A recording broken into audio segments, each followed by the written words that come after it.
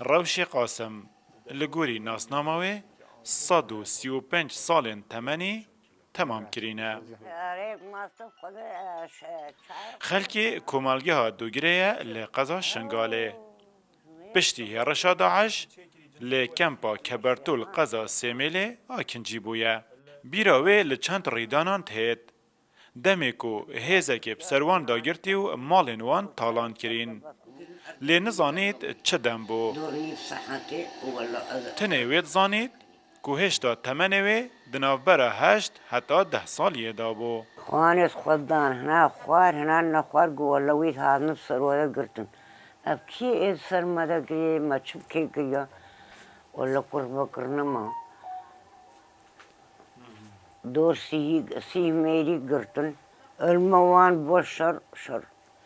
ده درکات اب کی پرمانا ما چوبی گریه گوالا هجانا اینا. ساخلمیا روشه لدیف تمنوی یا باشه. لی بیناهیا چاوانش دست دایو. بیردان کاوه لواز بویه. خودی استشتاکی نبینیم ما دستیم بگن او خودی اندکارم گله که بمشیم ها به جب بسز بطلی. ایف خودی هواز مزنو. دی چما با تختوری گوره چاوی دوی سستوینا اما نچه ناوی گوز چه ناک. تحسین نویه روشهیه. هندک جاران بو هات نچونه هاریکاری دا پیرا خود کرد. بگوتناوی حتی بری هرشا داعش پتریا کار ماله و سروبر پازی وید کرن.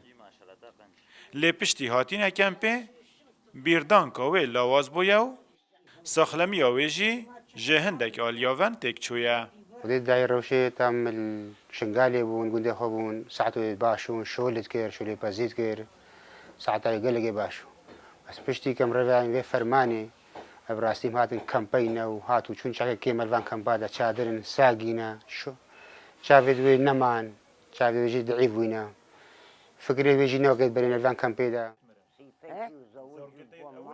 ناسناما روشه جرببریا ناسناما شیخان در کفتیه.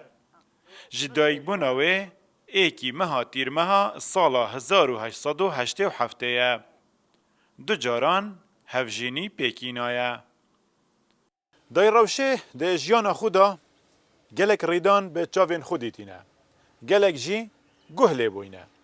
لی تمنه وی زیده و جیان وی ساده گلک جی هزرو بیرن وی لاواز کرینه.